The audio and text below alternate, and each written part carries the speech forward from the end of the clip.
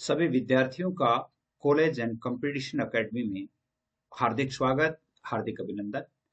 प्रिय विद्यार्थियों, आज की कक्षा में हम पढ़ेंगे बीए प्रथम वर्ष हिंदी साहित्य दूसरा पाठ कबीर, जो आपके प्राचीन काव्य पुस्तक है। उसमें आपकी कबीर जो आपके पाठ में निर्धारित पाठ्यक्रम में है, और आपके पाठ्यक्रम में कबीर के लगभग 5 भाग यानी 5 प्रकार के दोहे हैं। 5 प्रकार के पदों की जो आपके शामिल किया गया है, उसमें आपकी साखियां है, मन को अंग है, चेतावनी है, विरह को अंग है, माया को अंग है। इनमें से आपके व्याख्या भी आती है, इसके अलावा आपके प्रश्नोत्तर भी आते हैं, यानी छोटे प्रश्न भी आते हैं। तो जब हम इन पूरे पाठ को जब तक हम नहीं पढ़ेंगे तब तक हम प्रत्येक प्रश्न का उत्तर नहीं दे सकेंगे। तो आज हम इसका पहला भाग पढ़ेंगे और इस पहले भाग में हम साखियों का अध्ययन करेंगे। लगभग आपके 10 साखियां दी हुई है, यानी इसमें से 10 पद दिए गए हैं। उन 10 पदों का सरलार्थ और उनसे बनने वाले कोई प्रश्न है, उन सभी का अध्ययन हम करेंगे। उनकी व्याख्या करते समय हमें क्या क्या ध्यान रखना है, इसके बारे में भी हम पढ़ेंगे। कॉलेज में आपके लिए अच्छे नंबर आए, इसके साथ साथ आपको प्रत्येक जो कबीर के द्वारा जितने भी आपके पाठ्यक्रम में शामिल किए गए हैं, उनका अच्छी तरह से अध्ययन होना जरूरी है। तो जब जैसे मान लो कहीं से भी अगर मान लो आपके व्याख्या आ जाती है तो आप अच्छी तरह से कर पाएंगे। कहीं से भी कोई प्रश्न पूछ लिया जाता है तो उसका अध्ययन भी आपको करना चाहिए। तो पहला भाग हम पढ़ेंगे और पहले भाग का आइए अध्ययन करके देखते हैं। 2 भाग इसके, 2 या 3 भाग भी हो सकते हैं, क्योंकि पाठ्यक्रम इसका बहुत बड़ा है। तो कबीर के लगभग ये 5 भाग है, 5 भागों में ज्यादा बड़े हैं। पहला भाग देखते हैं कितना बड़ा होता है। अगर यह भाग ज्यादा बड़ा होगा तो फिर सेकंड भाग को इसके 2 भाग करने पड़ेंगे, क्योंकि वो इससे भी ज्यादा बड़ा है। तो यदि आज का ये भाग लगभग 40-45 मिनट में समाप्त हो जाता है, तब तो हम 2 ही भाग में पूरा कर लेंगे। 40-45 मिनट में ही ये पूरा नहीं होता है तो फिर हमें इसके 3 भाग करने होंगे। पहला भाग हम पढ़ते हैं और पहले भाग का अध्ययन करके देखते हैं। आइए देखते हैं। जैसे आपके सबसे पहले ये लिखा हुआ है, देखिए, यानी यहां पर साखी है, गुरुदेव का अंग है वो दूसरा है, यहां पर साखी है।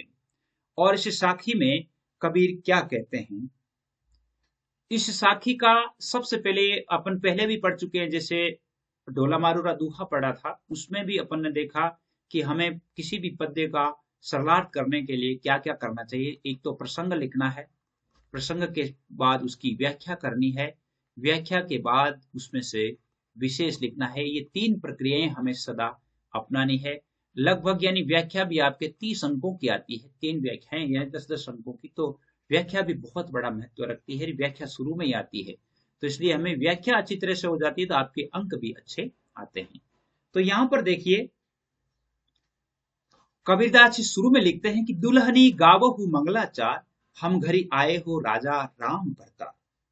यहां पर दुल्हनी, दुल्हनिया यानी अपनी सखियां, गावहु मंगलाचार, यूं कह सकते हैं कि जीवात्मा जो है वो कहती है कि हे सखियों, आज हमें मंगलाचार गाना चाहिए। गावहु मंगलाचार। अब हम जैसे मान लो प्रसंग यदि हम लिखें तो प्रसंग लिखेंगे कि प्रस्तुत पद्यावतरण या प्रस्तुत पद्यांश कबीर द्वारा रचित है, और इसमें कबीर ने परमात्मा को अपना प्रियतम बताते हुए उनसे आध्यात्मिक मिलन का वर्णन किया है। और इस पद में कबीर के दार्शनिक और रेश्यवाद की भावना व्यक्त हुई है। प्रसंग हो गया। प्रसंग के बाद हमें इसकी व्याख्या करनी है। तो व्याख्या में कबीरदास जी रेश्यवादी भावना के अनुसार वो कहते हैं जीवात्मा का परमात्मा से मिलन का वर्णन करते हुए कहते हैं कि हे सौभाग्यवती नारियों, हे दुल्हनियों, गावहु मंगलाचार, अर्थात तुम सब आज विवाह के मंगल गीत गाओ। तुम सब आज विवाह के मंगल गीत गाओ, क्योंकि आज मेरे घर पति राजा राम पधारे हैं, परमात्मा आए हैं। मैं अपने पति को, आगे क्या लिखे, हम घर आए हो राजा राम भरता, अर्थात आज हमारे घर परमात्मा पधारे हैं। तन रत करी में मन रत करी हूं, पंच तंत बाराती। और आज मेरा और आत्मा और परमात्मा के मिलन में, आत्मा और परमात्मा के विवाह में मैं तन और मन से रत होकर के पांचों तत्वों को बाराती बना करके, अर्थात पांचों तत्वों से मैं ईश्वर के प्रति, परमात्मा के प्रति समर्पित होकर के और ईश्वर का भजन करूंगी, ईश्वर का स्मरण करूंगी। यानी वो क्या कहते हैं कि मैं अपने पति में अपने शरीर और मन दोनों को, अर्थात संपूर्ण अहम को उनके प्रेम में रंजित कर दूंगी, और मेरे पति मेरे साथ पंच महाभूत, पंच तत्व है, यानी पांच दो तत्व है। कौन कौन से? पृथ्वी जल आकाश वायु और अग्नि। पृथ्वी जल आकाश वायु और अग्नि, इन पांचों तत्वों को बाराती बना करके, यानी इन पांचों तत्वों को भी मैं इसमें सम्मिलित करके, रामदेव मोरे पाहुने आए, मैं जोबन मदमाती, और इस समय मैं यौवन में मदमस्त और प्रोत हूं, अर्थात अपने परम प्रियतम परमात्मा के प्रति रोम रोम में मेरा प्रेम व्याप्त हो रहा है। और इस समय शरीर सरोवर, यानी मैं यौवन मदमाती, अर्थात मैं यौवन में मदमस्त हूं, यानी यौवन है, मैं पूर्ण यौवना हो गई हूं। शरीर सरोवर वेदी करहूं ब्रह्मा वेद उच्चार। और जो मेरा आत्मा और परमात्मा का जो विवाह होगा, आत्मा और परमात्मा का विवाह होगा, इस आत्मा और परमात्मा के विवाह में देखिए क्या क्या होगा कि इस विवाह में संस्कार का विधान इस प्रकार होगा कि मैं अपने शरीर रूपी कुंड में शरीर सरोवर वेदी करूं, मैं मेरे शरीर रूपी कुंड को यज्ञ की वेदी बनाऊंगी। शरीर सरोवर वेदी करूं, अर्थात शरीर रूपी जो कुंड है इसको यज्ञ की वेदी बनाऊंगी, और ब्रह्म वेद उच्चार, और स्वयं ब्रह्मा जी वेद मंत्रों का उच्चारण करेंगे, स्वयं ब्रह्मा जी वेद मंत्रों का उच्चारण करेंगे, यज्ञ संस्कार के अवसर का वेद मंत्र का पाठ करेंगे। आज भगवान राम का मेरे साथ भावरे, रामदेव संग भावरे ले, और अपने परमात्मा के साथ मेरे फेरे होने हैं, मेरा विवाह होना है। धन्य धन्य भाग हमार, अर्थात मेरे भाग्य हैं, वो धन्य है कि मुझे आज इस प्रकार का अवसर प्राप्त हुआ है। सुर 33 कौतिक आए, कौतिक मतलब यहाँ पर उत्सव है, कौतिक का अर्थ क्या है? उत्सव। यानी इस महोत्सव को देखने के लिए 33 करोड़ देवता शरीक हुए हैं, 33 करोड़ देवता भी यहाँ पर आए हैं, और मुनिवर सहस 88 और 88,000 मुनि तपस्वी भी इस अवसर को देखने के लिए, इस अवसर में, इस विवाह में शामिल होने के लिए आए हैं, विवाह में शामिल होने के लिए आए हैं। कहे कबीर हम ब्याह चले हैं पुरुष एक अविनाशी। और कबीरदास जी अपनी जीवात्मा के माध्यम से कहते हैं, जीवात्मा कहती कि हे सखियों, मैं मेरे परमात्मा के साथ, अर्थात अविनाशी पुरुष परमात्मा के साथ विवाह करके इस संसार के आवागमन से मुक्त होकर के चली गई हूँ। कबीरदास जी ये कहते हैं कि अविनाशी अव्यक्त पुरुष जो परमात्मा है उसके साथ विवाह करके और इस संसार के आवागमन से मुक्त हो गई हूँ। तो यूं कह सकते हैं कि यहाँ पर देखिए 33 करोड़ देवता बताए हुए हैं, मुनियों को शरीक होना बताया गया। तो इसका अर्थ ये है नहीं कि कबीरदास जी है वो बहुदेववाद के समर्थक थे, इसका अर्थ ये नहीं है। इसका अर्थ यहाँ पर क्यों है कि इस उत्सव की एक अद्भुतता दिखाने के लिए उन्होंने इनका प्रयोग किया है। कबीर तो निर्गुणी थे और वो एकेश्वरवादी भी थे, एक ही ईश्वर में विश्वास करने वाले थे। अब इसमें देखिए, अब हम जैसे मान लो देखें तो इसमें कौन कौन से विशेष बातें क्या क्या है। विशेष बातों में एक है कि रहस्यवादी भावना की व्यंजना हुई है। क्या हुआ है? रहस्यवादी भावना की व्यंजना हुई है। इसके अलावा इसमें रूपक और अनुप्रास अलंकार है। रूपक और अनुप्रास अलंकार, रूपक कहाँ है? शरीर सरोवर, शरीर रूपी सरोवर, यानी रूपक अलंकार हो गया। अनुप्रास अलंकार तो आप कहीं भी देख सकते हैं, जैसे चार, भरतार, बराती, माती, इन सभी में अंत्य अनुप्रास है, आप जानते ही हैं। धनी धनी भाग हमारे यहाँ पर पुनरुक्ति प्रकाश अलंकार है। कौन सा है? पुनरुक्ति प्रकाश अलंकार है, और सदुपड़ी भाषा का प्रयोग हुआ है। बस ये चीजें लिख दी, इसका मतलब आपका ये सरलार पूरा। अगला देखिए, दूसरी साखी में क्या कहते हैं। दूसरी साखी में कहते हैं कि बहुत दिनन में प्रीतम आए, भाग बड़े घर बैठे पाए, मंगलाचार माही मत राखो, मंगलाचार माही मन राखो, राम रसायन रसना चाखो, मंदिर माही भव उजियारा, ले तो अपना पीऊ पियारा। मेर निरति जे निधि पाई, हम ही कहा ये तुम ही बड़ाई, कहे कबीर में कछु न कीना, सखी सुहाग राम मोहि दीना। इसका भी आपको प्रसंग इसी प्रकार लिखना है कि प्रस्तुत पद्यांश महाकवि एकेश्वरवादी और निर्गुणी ज्ञानमार्ग की शाखा के प्रतिनिधि कवि कबीर की साखियों से अवतरित है, साखियों से लिया गया है। और इसमें कबीर अपनी रहस्यवादी भावना के अनुसार परमात्मा और आत्मा के महामिलन का वर्णन करते हैं। अब किस प्रकार करते हैं देखिए। प्रथम लाइन में, बहुत दिनन में प्रीतम आए पाए, भाग बड़े घर बैठे पाए। कबीरदास जी कहते हैं कि मैंने बहुत दिनों से मेरे प्रीतम परमात्मा के दर्शन किए हैं, क्योंकि जब से आत्मा परमात्मा से बिछड़ी थी तभी से उनके दर्शन नहीं हुए थे। बहुत दिनों से, अर्थात बहुत दिनों से आत्मा परमात्मा से मिलन के लिए तरस रही थी, और आज इस संसार रूपी घर में बैठे बैठे मेरे अहोभाग्य हैं कि मुझे परमात्मा का मिलन हो गया। भाग बड़े घर बैठे आए, अर्थात इस संसार रूपी घर में बैठे बैठे ही मुझे परमात्मा की प्राप्ति हो गई है। मंगलाचार माही मन राखो, राम रसायन रसना चाखो। कबीरदास जी कहते हैं मंगलाचार माही मन राखो, मैं परमात्मा मिलन के लिए ही मंगलाचार गाता रहता हूँ, मंगलाचार का गायन करता हूँ, और राम रूपी रसायन का ही रसास्वादन करता रहता हूँ। मेरी जीवा से रसनायन जीव में, मेरी जीव से राम रूपी रसायन का पान ही करता रहता हूँ, तभी मुझे ईश्वर की प्राप्ति हुई है। मंदिर माही भयो उजियारा, ले सुतो अपना पीयू पियारा। यानी कहते हैं कि प्रभु के आने से मेरे हृदय रूपी मंदिर में प्रकाश हो गया है।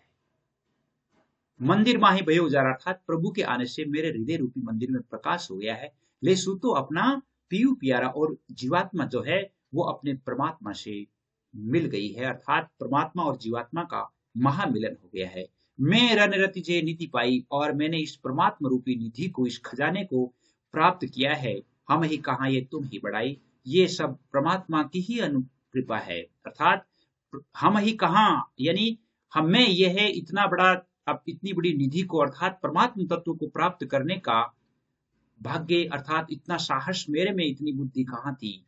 ये तो भगवान की ही कृपा है, भगवत कृपा से ही ये सब कुछ हुआ है। हे सखी आत्मा, तुमने अपने प्रियतम से भेंट कर, आगे क्या लिखा है कि कहे कबीर मैं कछु न कीना, सखी सुहाग मोहि तुम ही दीना, सखी सुहाग राम मोहि दीना।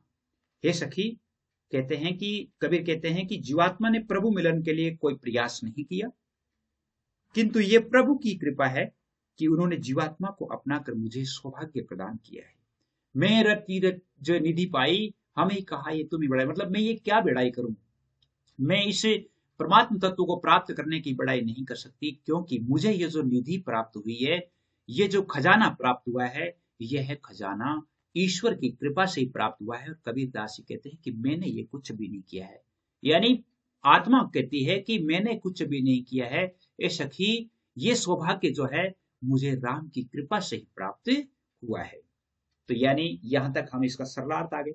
सरलार्थ के बाद इसमें हमें जो विशेष है, वो विशेष बात हम क्या लिखेंगे, विशेष बात इस लिखेंगे कि ईश्वर की प्राप्ति कई जन्मों की साधना के फलस्वरूप प्राप्त होती है, तो हमें ईश्वर का भजन करना चाहिए, एक बात। दूसरी बात, हमारे सौभाग्य की प्राप्ति होना ईश्वर की कृपा का ही परिणाम होता है। तीसरी बात, अब यदि हम तीसरी बात लिखेंगे, जैसे मानो कौन सा इसमें अलंकार वगैरह है, तो अलंकार क्या है, अलंकार इसमें एक तो रूपक है और अनुप्रास अलंकार है। रूपक अलंकार इसमें कहाँ है, राम रसायन, राम रूपी रसायन, यहाँ पर इसमें रूपक अलंकार है। कौन सा अलंकार है, रूपक अलंकार है। बैठे आए यानी राखो चाखो, इनमें सब में कौन सा है, अनुप्रास अलंकार है। इसमें अंत्यानुप्रास भी है, और भी जैसे अनुप्रास के जो 5 प्रकार होते हैं उनमें से लगभग इसमें मिल जाता है। जैसे पीयू पियारा, इसमें अनुप्रास अलंकार है, पीयू पियारा अनुप्रास अलंकार है। तो यूं कह सकते हैं कि इसमें अनुप्रास और रूपक अलंकार का प्रयोग हुआ है। अगले पद की तरफ, अगले साखी की तरफ चलते हैं। अगली साखी में देखिए, अगली साखी में लिखा है, संतो भाई आई ज्ञान की आंधी, संतो भाई आई ज्ञान की आंधी रे, ब्रह्म की टाटी सबे उड़ानी, माया रहे नहीं बांधी। हित चित्त की द्वे थूनी गिरानी, मुख बलिड़ा टूटा, तृष्णा छान पड़ी घर ऊपर, कुब्दी का भांडा फूटा। जोग जुगत कर संतु बांधी, निरचु चुए नहीं पानी, कूड़ कपट काया का निक्षा, हरि की गति जब जानी। आंधी पीछे जो जड़ बूठा, प्रेम हरिजन भीना, प्रेम हरिजन भीना, कहे कबीर भान के प्रगटे, उदित भया तमशीना। बहुत ही अच्छा पद है, और इसमें आंधी यानी ज्ञान को, ज्ञान रूपी आंधी की बात कही गई है, यानी हमारे हृदय में ज्ञान रूपी प्रकाश की बात को किया गया है। और इसमें हम प्रसंग में क्या लिखेंगे? प्रसंग में आप इस प्रकार लिखेंगे कि प्रस्तुत पद कबीरदास द्वारा रचित पदावली से लिया गया है, और इसमें कबीरदास जी ने आत्मा और परमात्मा के साक्षात्कार का वर्णन किया गया है, और इसमें ज्ञान रूपी हृदय में ज्ञान रूपी प्रकाश के उदित होने पर संपूर्ण संसारी के विषय वासनाओं के नष्ट होने का वर्णन किया है। ठीक है, अब हम इसकी व्याख्या करते हैं। कबीरदास जी अपने ज्ञान का महत्व बताते हुए कहते हैं कि हे भाई साधु, ज्ञान की आंधी आ गई है। हे साधु, ज्ञान की आंधी आ गई है, ब्रह्म की टाटी सबे उड़ानी, माया रहे नहीं बांधी। जब ज्ञान की आंधी अर्थात हृदय में ज्ञान रूपी प्रकाश का उदय हो जाता है, तो ब्रह्म की टाटी अर्थात ब्रह्म रूपी पर्दे उड़ जाते हैं, और माया, सांसारिक माया मोह का जो बंधन है वह भी टूट जाता है। माया रहे नहीं बांधी अर्थात माया रूपी रस्सी है वो भी टूट जाती है। इसी प्रकार टूट जाती है, जैसे एक आंधी आने से जैसे जो छप्पर छान सारे उड़ जाते हैं, उसी प्रकार ज्ञान रूपी प्रकाश का उदय होने पर भी हमारे मन के संपूर्ण भ्रम दूर हो जाते हैं, और माया मोह है वो भी दूर हो जाती है। हित चित की द्वे थूनी गिरानी, मोह बलिड़ा टूटा। ज्ञान रूपी प्रकाश आने से अंधकार रूपी या अज्ञान रूपी जो छान है, अज्ञान रूपी जो छप्पर है, उसकी हित चित की द्वे थूनी गिरानी, थूनी यानी थंबा, थूनी का मतलब होता है थंबा, उसके दोनों थंबे गिर जाते हैं, और मोह रूपी बलि है वो भी टूट जाती है। यूं कह सकते हैं कि माया के समस्त बंधन समाप्त हो जाते हैं। आंधी के वेग के कारण इसमें जो थंबे हैं वो गिर जाते हैं, और उसी प्रकार ज्ञान की प्राप्ति से मोह और आसक्ति के खंबे ढह जाते हैं। हितचित की दोनों थुए थुए मतलब यहाँ पर दो दो थंबे कहे, इसका अर्थ है कि माया और मोह और आसक्ति के जो खंबे हैं वो ढह जाते हैं। यह इतना ही नहीं, तृष्णा रूपी छप्पर को संभाले हुए मोह रूपी शैतीर है, बलिड़ा, बलिड़ा मतलब मोह रूपी शैतीर है, वो भी टूट जाता है। अर्थात हमारे शरीर में ज्ञान का प्रकाश होने पर तृष्णा छान पड़ी घर ऊपर, कुब्दी का भांडा फूटा, और ज्ञान रूपी प्रकाश होने पर या ज्ञान की आंधी आने पर तृष्णा छान अर्थात तृष्णा रूपी छान है वो पूर्ण रूप से नष्ट होकर के और समाप्त हो जाती है। तृष्णा है वो समाप्त होते ही शरीर का अहंकार समाप्त हो जाता है, और कुबुद्धि रूपी जो बर्तन होते हैं अर्थात शरीर में जितनी भी जो कुबुद्धियां होती है, जितनी भी शरीर के अंदर जो बुरी वृत्तियां होती है, वो सारी की सारी दूर हो जाती है। कुबुद्धि का भांडा फूटा है अर्थात जब जैसे मान लो जैसे कोई छप्पर टूटता है, और छप्पर टूटने पर वो गिरता है, और गिरने पर उसके अंदर रखे हुए बर्तन फूट जाते हैं। ठीक उसी प्रकार ज्ञान रूपी आंधी आने से हमारे जो तृष्णा रूपी अर्थात शरीर की तृष्णा समाप्त होते ही हमारे शरीर में अन्य जो व्याधियां होती है, हमारे शरीर में अन्य जो जो दुष्प्रवृत्तियां होती है वो भी समाप्त हो जाती है। और पुनः इसका निर्माण करने के लिए जोग जुगत कर संतोमान निरचु चुए नहीं पानी, कबीरदास जी कहते हैं कि अब योग और युक्ति के माध्यम से संतों ने इस छान को, इस छप्पर को पुनः बनाया है, जिससे अब अज्ञान का पानी नहीं टपकता है। निरचु चुए नहीं पानी अर्थात अब इसमें ये छप्पर बनाया है, इसमें से किसी भी प्रकार की, किसी विषय विकार की कोई एक बूंद भी नहीं टपकती है। यह न चूने वाला छप्पर बन गया है। कूड़ कपट काया का निचर, हरि की गति जब जानी, अर्थात ईश्वर के स्वरूप को जब जान लिया जाता है तो हमारी काया के कूड़ कपट जितने भी होते हैं वो समाप्त हो जाते हैं। ईश्वर का स्वरूप जान लेने पर व्यक्ति के मन में रहने वाले जितने भी जो दुष्परिणाम है अर्थात दुष्प्रवृत्तियां हैं वो सारे के सारे समाप्त हो जाते हैं। आंधी पीछे जो जल बूठार, प्रेम हरिजन भीना। कबीरदास जी कहते हैं कि उस आंधी के पश्चात अर्थात ज्ञान की आंधी के पश्चात जो प्रेम रूपी जल की बरसात, भक्ति रूपी जल की बरसात हुई, उसे प्रेम रूपी हरिजन भीना, अर्थात ईश्वर के जो प्रेमी जन है वो भीग जाते हैं। अर्थात ईश्वर के जब यानी ज्ञान का प्रकाश होता है तो ज्ञान प्रकाश से हर किसी व्यक्ति में ज्ञान की साधना नहीं उत्पन्न होती है, हर कोई व्यक्ति ज्ञान से प्रभावित नहीं होता है। तो जो व्यक्ति उस ज्ञान से प्रभावित होते हैं, जन भीना अर्थात जो व्यक्ति उससे भीग जाते हैं, कह कबीर भान के रुगड़े प्रगड़े उदित भया तब सीना, यानी कबीर दास जी कहते हैं कि जब नया जो भान उदय होता है, यानी प्रेमा भक्ति से अभिभूत हो गए, और कबीरदास जी कहते हैं कि जल वर्षा के पश्चात ज्ञान रूपी सूर्य का जो उदय हुआ है और अज्ञान का समस्त अंधकार है वो सदा सदा के लिए समाप्त हो गया है। यानी ज्ञान रूपी सूर्य के उदित होते ही उदित भया तम सीना, अर्थात अंधकार, अज्ञान रूपी अंधकार सदा सदा के लिए समाप्त हो गया है। आंधी पीछे जो जल बूढ़ा, अर्थात ज्ञान की आंधी के पश्चात भक्ति का जल बरसा, और भक्ति के जल से ईश्वर के प्रति प्रेम रखने वाले व्यक्ति उससे द्रवित हो गए, और द्रवित होकर के कबीर कहते हैं कि उस समय ज्ञान का जो सूर्योदय हुआ, उससे संसार के समस्त जितना भी जो तम था अर्थात अंधकार था, अज्ञान था, उसका नाश हो गया। अब हम इसमें देखते हैं कि क्या क्या इसमें विशेष है। विशेष में आप देख लीजिए, इसमें एक तो अनुप्रास रूपक अलंकार है, इसमें अनुप्रास और रूपक अलंकार है। कहां पे? तृष्णा छान, तृष्णा रूपी छान, मोह रूपी बलिड़ा रूपक अलंकार है इनमें। कुबदी रूपी भंडे बर्तन, यानी इसमें रूपक अलंकार का अधिकाधिक प्रयोग हुआ है, अनुप्रास तो है ही है। इसके साथ ही आपके साधना के 4 सोपान माने गए हैं। कौन कौन से? विवेक, वैराग्य, सदाचार और प्रेम। साधना के 4 सोपान होते हैं, विवेक, वैराग्य, सदाचार और प्रेम। और इस पद में चारों सोपानों का बड़ी ही कुशलता से वर्णन किया गया है, विवेक का भी, वैराग्य का भी, सदाचार का भी और प्रेम का भी। यानी जब व्यक्ति में विवेक उत्पन्न होता है तो संसार की आसक्तियों से वैराग्य हो जाता है, और वैराग्य होने पर व्यक्ति सदाचारी हो जाता है। सदाचारी जो व्यक्ति होता है वो ईश्वर को प्रेमी होता है, और जो व्यक्ति ईश्वर को प्रेम प्राप्त कर लेता है, इसका अर्थ है कि वह व्यक्ति इस संसार के आवागमन से मुक्त हो जाता है। अगला देखिए,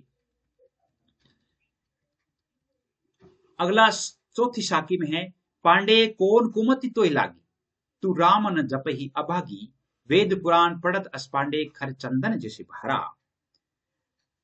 देखिए, बहुत ही अच्छी बात कही गई है इसमें। आप प्रसंग में आप यूं लिख लीजिए कि प्रस्तुत अवतरण संत कबीर द्वारा रचित पदावली से लिया गया है, और इसमें उन्होंने स्वयं को ज्ञानी मानने और बहुत बड़े पंडित मानने वाले पाखंडी और अंधविश्वासी व्यक्तियों को संबोधित करके इस पद की रचना की है। यानी इस संसार में जो व्यक्ति अपने आप को पंडित अर्थात पाखंड और अंधविश्वास में विश्वास रखने वाले व्यक्तियों को संबोधित करके ये पद लिखा गया है। कबीरदास जी कहते हैं कि अरे पंडित जी, तुम कौन सी दुर्बुद्धि में पड़ गए हो। पांडे कौन कुमति तो लागे, अरे पंडित जी तुम्हें कौन सी दुर्बुद्धि लग गई है, तुम राम न जपइये बागी। हे दुर्भाग्यशाली व्यक्ति अर्थात हे अभाग्यशाली व्यक्ति, तुम भगवान का जाप नहीं करते हो, भगवान का स्मरण नहीं करते हो। वेद पुराण पढ़त अस्पांडे, खरचंदन जैसे भारा।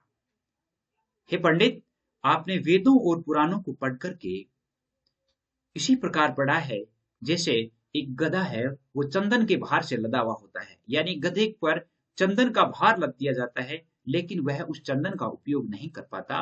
उसी प्रकार आपने वेदों और पुराणों को पढ़ा है, लेकिन उनका उपयोग तुम करना नहीं जानते हो।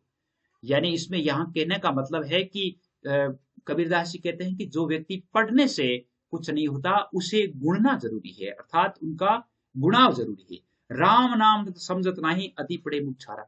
हे पंडित, तुम राम नाम के तत्व को नहीं समझते हो, अति पड़े मुख छारा, और तुम्हारा मुख में धूल पड़ जाएगी, अर्थात एक दिन तुम मृत्यु को प्राप्त हो जाओगे।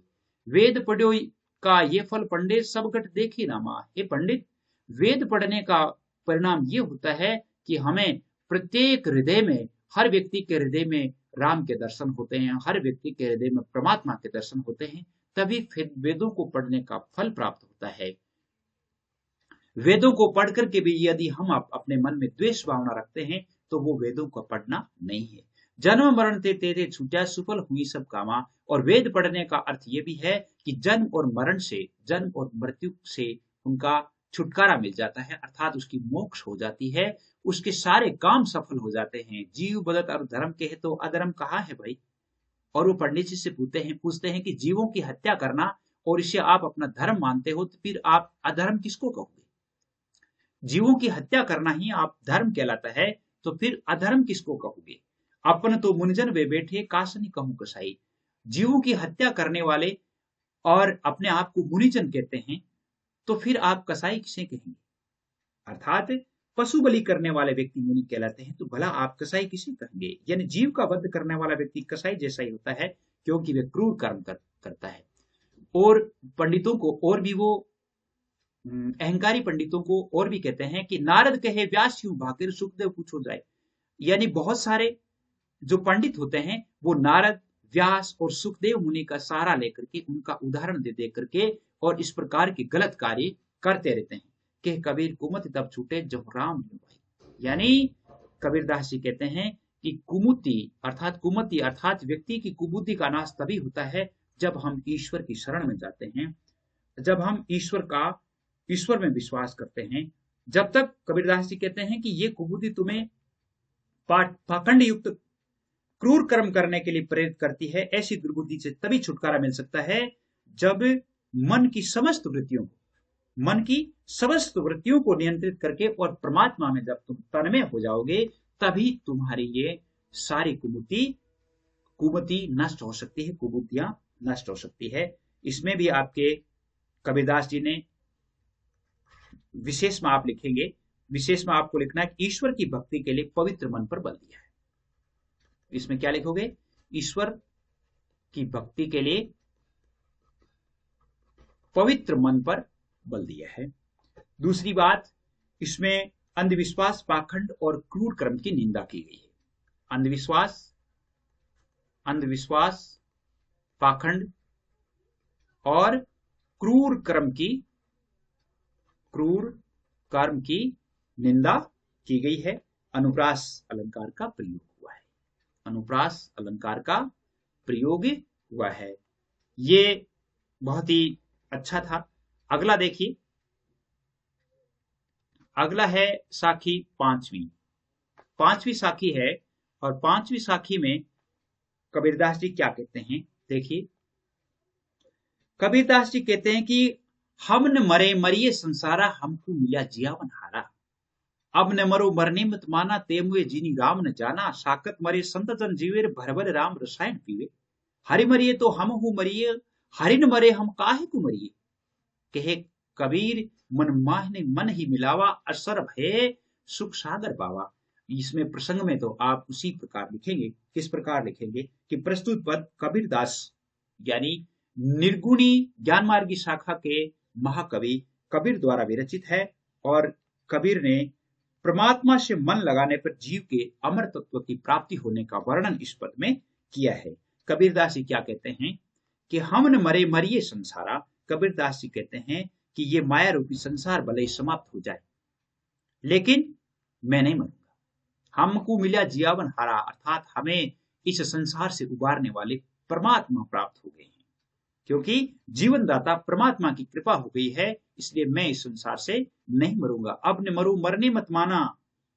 कबीरदास जी क्या कहते हैं कि मुझे आत्मा के अमर तत्व का बोध हो गया है, मैंने मरने का रहस्य समझ लिया है, इसलिए मैंने मन में दृढ़ निश्चय कर लिया है कि मैं मरण को प्राप्त नहीं होगा। अब ने मरो मरने मत माना, तेमुए जिनी राम नहीं जाना। और वही व्यक्ति मरते हैं जो राम के स्वरूप को नहीं जानते हैं, परमात्मा के स्वरूप को जो पहचानते नहीं है, जो ईश्वर की महिमा से अवगत नहीं है, वही व्यक्ति उसी का नाश होता है। साकत मरे संत जन जीवे। साकत का मतलब यहां पर शाक्त है, शक्ति की पूजा करने वाले। यानी जो संसार को या मनुष्य समाज को या एक शक्ति प्राप्त करने के हिसाब से जो तपस्या करते हैं वो व्यक्ति मरते हैं, लेकिन संत जन होते हैं वो सदा अमर होते हैं।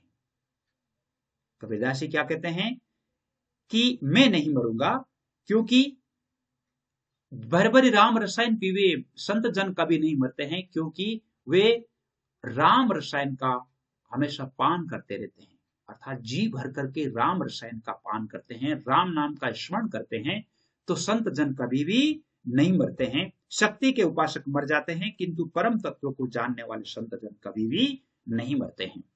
हारी मरिए तो हम हूं मरिए, कबीरदास जी कहते हैं, अगर ईश्वर मरते हैं तो मैं मरूंगा। कितनी बड़ी बात कही है। मेरी मृत्यु तो उस समय होगी जब भगवान भी मर जाएंगे।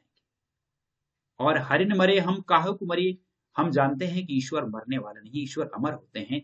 जब ईश्वर नहीं मरते हैं तो हम कैसे मरेंगे, अर्थात ईश्वर नहीं मरेगा तो मैं भी नहीं मरूंगा, क्योंकि मेरी आत्मा है वो परमात्मा में विलीन हो गई है। मेरी आत्मा परमात्मा में विलीन हो गई है। जब परमात्मा नष्ट होंगे तो मैं भी हो जाऊंगा, अन्यथा मैं नष्ट नहीं होऊंगा। कहे कबीर मन मन ही मिलावा, असर भये सुख सागर पावा। कबीरदास जी क्या कहते हैं कि मेरी आत्मा आनंद के सागर स्वरूप परमात्मा के साथ मिलकर के आनंद स्वरूप हो गई है। अर्थात कभी कहे कबीर मन मन ही मिलावा, मेरा मन है वो ईश्वर में मिलकर के और आनंद स्वरूप अर्थात परमात्मा स्वरूप हो गया है। और उस परमात्मा स्वरूप के कारण ही मुझे इससे संसार सुख सागर प्राप्त हुआ है, यानी आनंद स्वरूप, आनंद की प्राप्ति उसी के साथ हुई है। तो यूं कह सकते हैं कि इसमें बहुत ही अच्छा पद था ये। और इसमें आप अनुप्रास अलंकार का प्रयोग हुआ है एक तो, और इसके साथ साथ पुनरुक्ति प्रकाश का अलंकार हुआ है। पुनरुक्ति प्रकाश, पुनरुक्ति प्रकाश, और इसके अलावा रूपक अलंकार का प्रयोग भी हुआ है, और इसके साथ साथ इसमें विरोधाभास अलंकार भी हुआ है। अब जैसे मान लो अनुप्रास अलंकार का तो है ही, जैसे हारा, जैसे सारा हारा, ये इसमें अनुप्रास तो है ही। अब इसमें रूपक अलंकार कहाँ है? रूपक अलंकार है राम रसायन, अर्थात राम रूपी रसायन, इसमें रूपक अलंकार है। और यहाँ पर जैसे यहाँ पर हरि शब्द है, इसमें हरि हरि का अर्थ है हरि, और हरि में यहाँ पर किसका है? यमक अलंकार भी है। कौन सा है? यमक अलंकार भी है। और विरोधाभास भी है कि कहीं मरिए तो हम ही मरिए, हरि न मरे हम काहू को मरिए, यानी इसमें विरोधाभास अलंकार का प्रयोग भी हुआ है। तो आज हम 5 ही साखियां पढ़ पाएंगे, क्योंकि बड़ा वीडियो हो जाता है तो वो ठीक नहीं होता। इसलिए अब ये कहा जा सकता है कि इसके लगभग 3 और 3 से अधिक भाग भी हो सकते हैं, जिससे कबीर के जितने भी पद हैं उन पदों का सर्लाथ हम अच्छी तरह से कर पाएंगे। आज के लिए बस इतना ही। जय हिंद, जय भारत।